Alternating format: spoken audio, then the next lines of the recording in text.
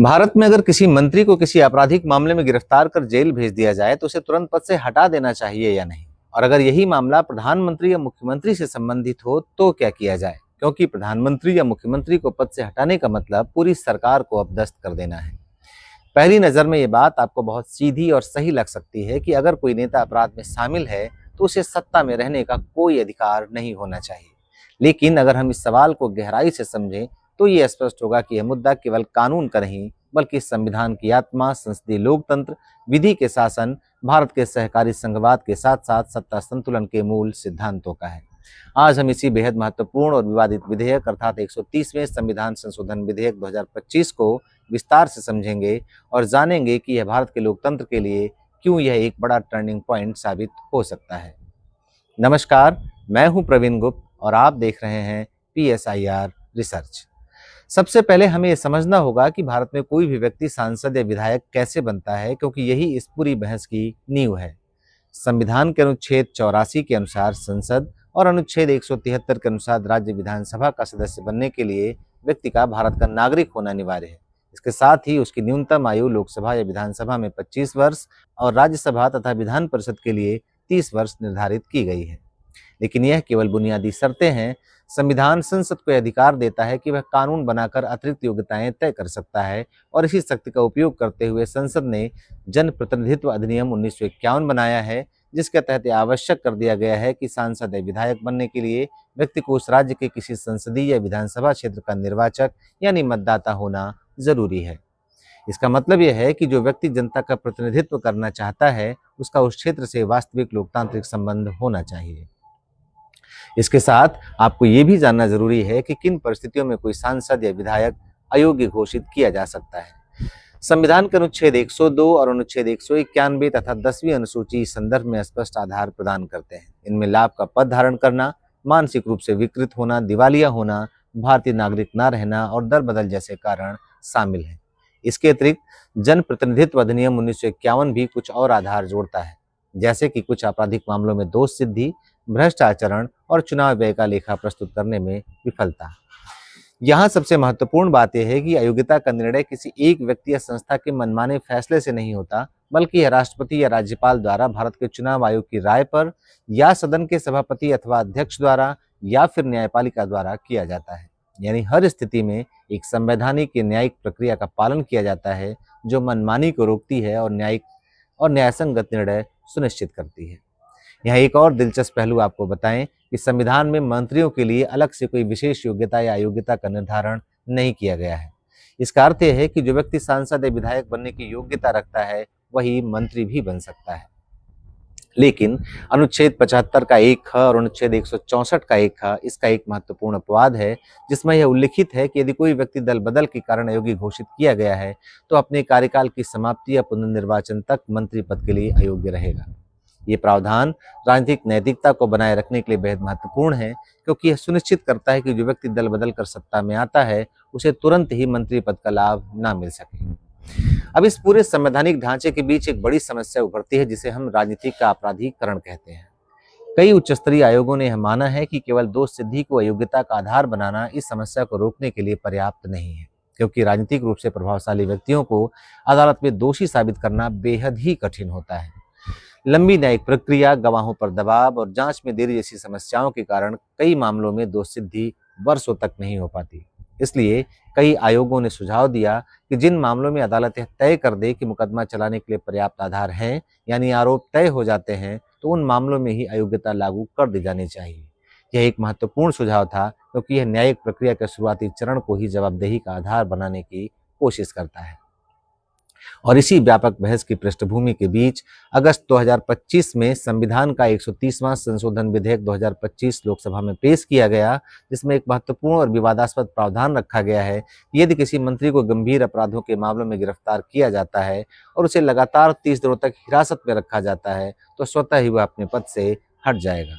यही नहीं, इसी प्रकार के प्रावधानों वाले 2 अन्य बिल पुदुचेरी और जम्मू कश्मीर जैसे केंद्र शासित प्रदेशों के लिए भी पेश किए गए हैं। इन सभी बिलों को एक संयुक्त संसदीय समिति के पास भेजा गया है, जिसकी अध्यक्षता सुश्री अपराजिता सारंगी कर रही हैं।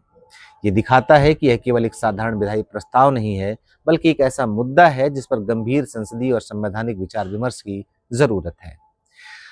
अब अगर हम इस बिल के सबसे महत्वपूर्ण हिस्से यानी मंत्रियों को हटाने की प्रक्रिया को समझें तो इसमें दो स्पष्ट शर्तें रखी गई हैं। पहली शर्त यह है कि संबंधित मंत्री पर ऐसा आरोप होना चाहिए जिसमें 5 वर्ष या उससे अधिक की सजा का प्रावधान हो, यानी यह कोई साधारण अपराध नहीं बल्कि गंभीर श्रेणी का अपराध होना चाहिए। दूसरी शर्त यह है कि उस व्यक्ति को गिरफ्तार किया गया हो और लगातार 30 दिनों तक हिरासत में रखा गया हो। जैसे ही ये दोनों शर्तें पूरी होती हैं तो राष्ट्रपति या राज्यपाल क्रमशः प्रधानमंत्री या मुख्यमंत्री की सलाह पर उस मंत्री को पद से हटा सकते हैं। लेकिन यह एक महत्वपूर्ण प्रावधान और जोड़ा गया कि यदि किसी कारणवश यह औपचारिक प्रक्रिया नहीं भी होती है तो हिरासत के लगातार 31वें दिन वह मंत्री स्वतः ही अपने पद से हट जाएगा। यानी इस बिल में ऑटोमेटिक रिमूवल का तत्व शामिल किया गया है जो इसे और भी ज्यादा शक्तिशाली तथा विवादास्पद बनाता है। इस बिल का एक संवेदनशील हिस्सा भी है जिसके अनुसार यदि प्रधानमंत्री या मुख्यमंत्री को गिरफ्तार करके लगातार 30 दिनों तक हिरासत में रखा जाता है तो उन्हें 31वें दिन तक इस्तीफा देना होगा और अगर वे ऐसा नहीं करते हैं तो वे स्वतः ही अपने पद पर बने रहने के पात्र नहीं होंगे।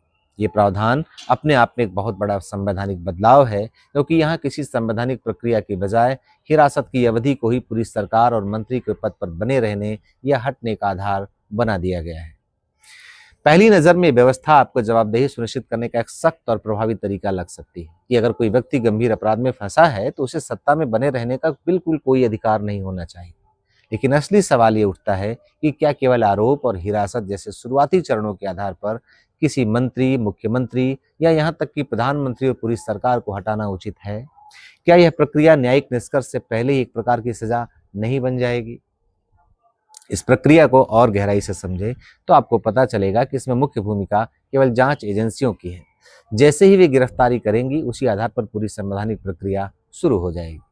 न्यायालय की भूमिका इस शुरुआती चरणों में बहुत सीमित होगी। वह केवल गिरफ्तारी की वैधता और जमानत की पात्रता की जांच कर सकती है, न कि यह तय कर सकती है कि अपराध हुआ है या नहीं।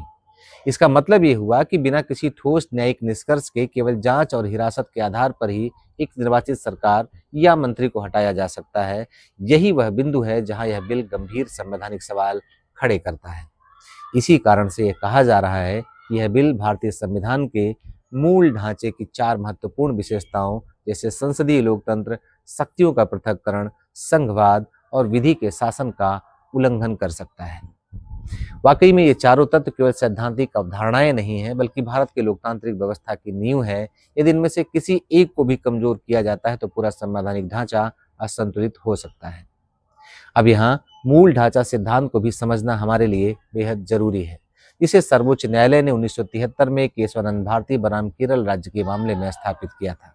इस ऐतिहासिक फैसले में न्यायालय ने स्पष्ट रूप से कहा था कि संसद के पास संविधान में संशोधन करने की शक्ति तो है, लेकिन वह संविधान की उन आवश्यक विशेषताओं को बिल्कुल नहीं बदल सकती जो उसके मूल ढांचे का हिस्सा है। यानी लोकतंत्र, संघवाद, न्यायिक समीक्षा और कानून का शासन जैसे तत्व इतने मूलभूत है कि उन्हें बदला नहीं जा सकता, चाहे संसद कितनी भी शक्तिशाली क्यों ना हो जाए।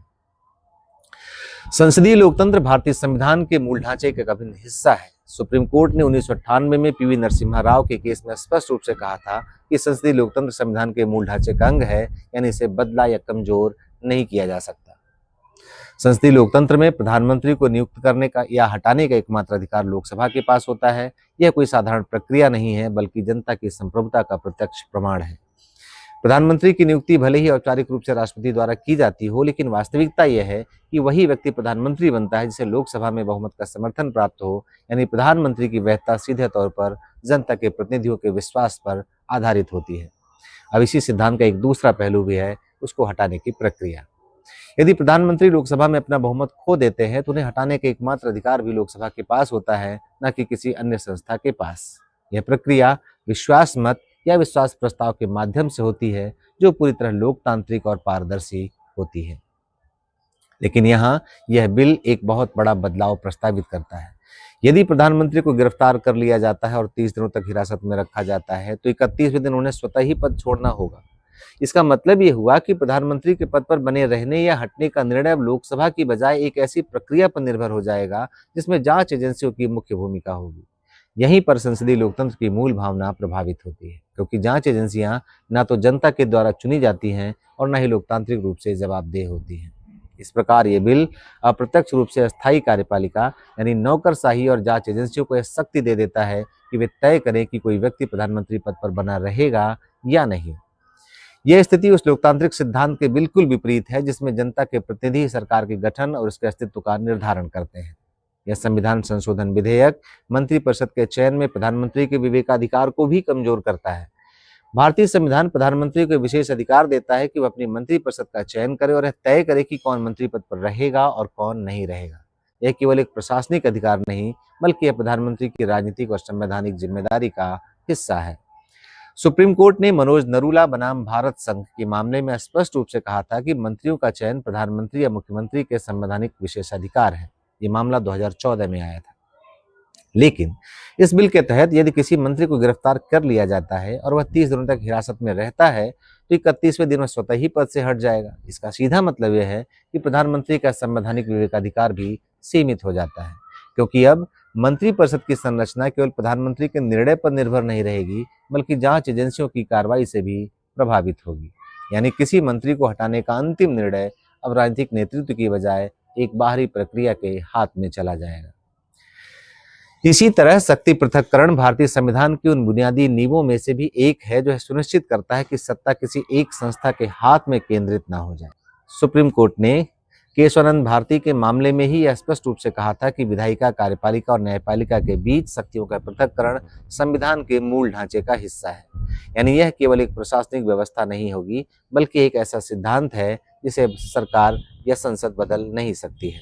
भारत में संसद और राज्यों की विधानसभा के पास यह विशेषाधिकार होता है कि वह सरकार को चुने और यदि आवश्यक हो तो उसे बर्खास्त भी करे, और यही लोकतांत्रिक जवाबदेही की सबसे महत्वपूर्ण कड़ी है। इस सिद्धांत को सुप्रीम कोर्ट ने राष्ट्रीय राजधानी क्षेत्र दिल्ली बनाम भारत संघ के मामले में और स्पष्ट किया। यहाँ जवाबदेही की त्रिस्तरीय श्रृंखला की व्याख्या की। इस श्रृंखला के अनुसार अस्थायी कार्यपालिका यानी नौकरशाही और प्रशासनिक तंत्र सरकार के प्रति जवाबदेह होती है, सरकार विधायिका के प्रति जवाबदेह होती है और विधायिका अंततः जनता के प्रति जवाबदेह होती है। यानी हर स्तर पर एक संतुलित और क्रमबद्ध जवाबदेही सुनिश्चित की गई है। लेकिन इस बिल में शक्तियों के पृथक्करण का संतुलन बिगड़ता हुआ दिखाई देता है। केवल गिरफ्तारी और हिरासत के आधार पर प्रधानमंत्री या मुख्यमंत्री को पद से हटाने का प्रावधान प्रभावी रूप से यह शक्ति अस्थायी कार्यपालिका यानी जांच एजेंसियों को दे देता है, क्योंकि गिरफ्तारी का निर्णय उन्हीं एजेंसियों द्वारा लिया जाता है और उसी के आधार पर पूरी संवैधानिक प्रक्रिया शुरू हो जाएगी। इसका अर्थ यह हुआ कि जो संस्थाएं लोकतांत्रिक रूप से निर्वाचित नहीं है वे अप्रत्यक्ष रूप से यह तय कर सकती है कि कोई निर्वाचित सरकार पद पर रहेगी या नहीं। इसका सीधा प्रभाव जवाबदेही की त्रिस्तरीय श्रृंखला पर पड़ता है। जहां पहले अस्थायी कार्यपालिका सरकार के प्रति जवाबदेह थी, अब वही कार्यपालिका ऐसी स्थिति में आ जाएगी जहां वह सरकार के अस्तित्व को ही प्रभावित कर सके। इससे लोकतांत्रिक जवाबदेही की पूरी श्रृंखला ही बाधित हो सकती है। सरकार जो विधायिका के प्रति जवाबदेह होनी चाहिए अब एक ऐसी स्थिति में आ जाएगी जहां उसका अस्तित्व ही प्रशासनिक या जांच एजेंसियों की कार्रवाई पर निर्भर होगा। इसी तरह भारतीय संविधान का एक और मूल ढांचा है संघवाद यानी फेडरलिज्म। भारत का संविधान एक ऐसी व्यवस्था स्थापित करता है जिसमें दो स्तर की सरकारें अनिवार्य रूप से मौजूद होती हैं, एक केंद्र स्तर पर और दूसरी राज्य स्तर पर। यह भी कोई प्रशासनिक सुविधा नहीं बल्कि एक संवैधानिक संतुलन है जो यह सुनिश्चित करता है कि सत्ता का विकेंद्रीकरण हो और हर स्तर की सरकारें अपने अपने अधिकार क्षेत्र में स्वतंत्र रूप से कार्य कर सकें। सुप्रीम कोर्ट ने केशवानंद भारती के मामले में भी ये कहा था कि संविधान का संघीय स्वरूप उसके मूल ढांचे का हिस्सा है, और आगे चलकर के 1994 में एसआर बोम्मई के मामले में इसी बात को पुष्ट किया था, जहां न्यायालय ने यह रेखांकित किया कि केंद्र और राज्यों के बीच शक्तियों का ऐसा विभाजन जिसमें दोनों अपने अपने क्षेत्र में स्वतंत्र रूप से कार्य कर सके संघवाद है। लेकिन अब अगर हम इस प्रस्तावित बिल को इसी संघीय ढांचे के संदर्भ में देखें तो सबसे पहली और सबसे बड़ी चिंता यह है कि यह एक स्तर की सरकार को दूसरे स्तर की सरकार को प्रभावित करने यहाँ तक कि हटाने की अप्रत्यक्ष अनुमति देता है। इस बिल के तहत ऐसी स्थिति बन सकती है कि केंद्र सरकार के अधीन काम करने वाली कोई कानून प्रवर्तन एजेंसी जैसे सीबीआई या ईडी किसी राज्य के मुख्यमंत्री को गिरफ्तार करे, और यदि गिरफ्तारी 30 दिनों तक हिरासत में बदल जाती है तो 31वें दिन में मुख्यमंत्री स्वतः पद से हट जाएगा। इसका सीधा परिणाम यह होगा कि राज्य सरकार को इसके अपने लोकतांत्रिक ढांचे से नहीं बल्कि एक बाहरी प्रक्रिया के माध्यम से आसानी से हटाया जा सकता है। इसी तरह यह स्थिति उल्टी भी हो सकती है।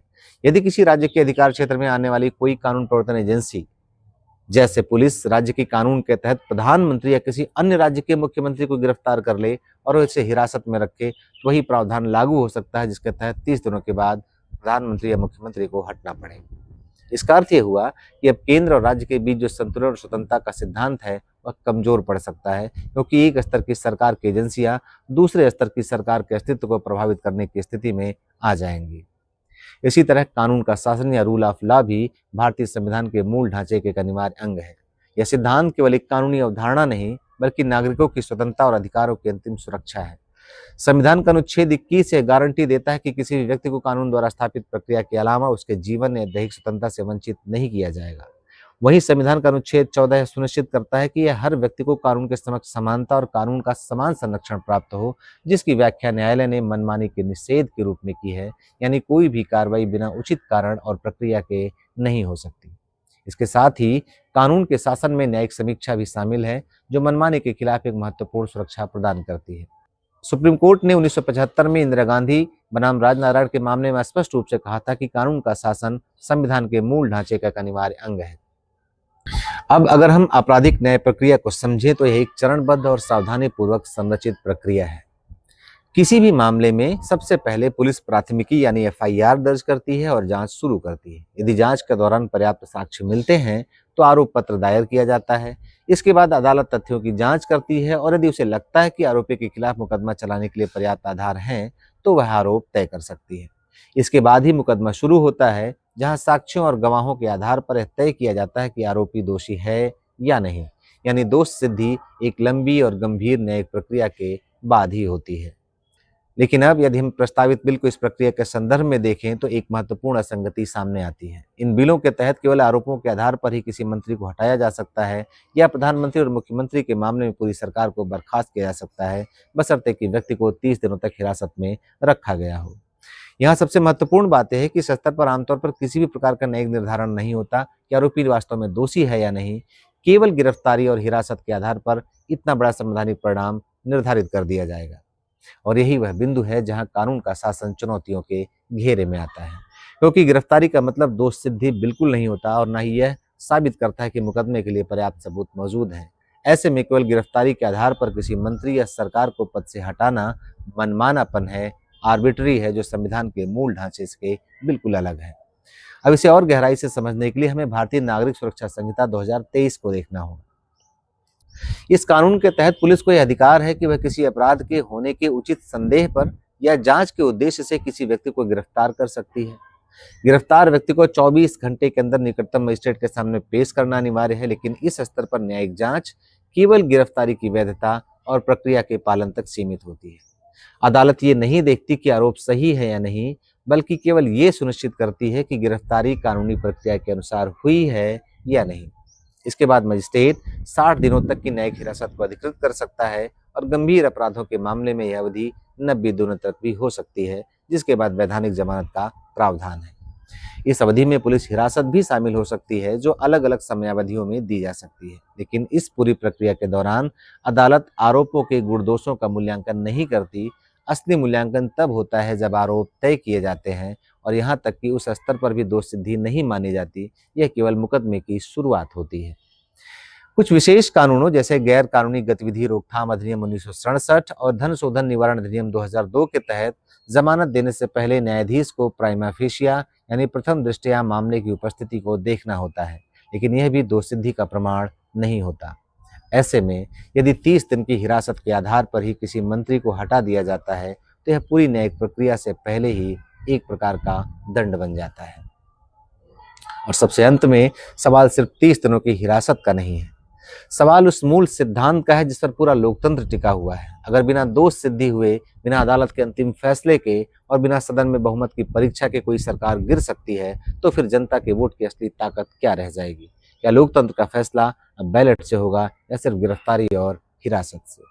यही वो जगह है जहां यह मुद्दा एक साधारण कानून से कहीं आगे चला जाता है। यह संविधान, सत्ता और जनता के बीच उस नाजुक संतुलन की परीक्षा बन जाता है जिसे बनाए रखना ही लोकतंत्र की असली पहचान है। क्योंकि अगर यह संतुलन टूटता है तो असर सिर्फ किसी एक नेता या सरकार पर नहीं पड़ेगा, असर उस भरोसे पर पड़ेगा जिसके दम पर पूरा लोकतंत्र खड़ा है। और इसलिए असली सवाल आज भी वही है, इस देश में अंतिम फैसला करेगा कौन, जनता या सिर्फ प्रक्रिया? इस पूरे मुद्दे पर अपनी राय कमेंट बॉक्स में हमें जरूर दें। वीडियो अगर अच्छी लगे तो इसे अधिक से अधिक शेयर करें, लाइक का बटन दबाना ना भूलें और चैनल को जरूर सब्सक्राइब करें। आप मुझे फेसबुक पर भी प्रवीण गुप्त के नाम से फॉलो कर सकते हैं। Thank you.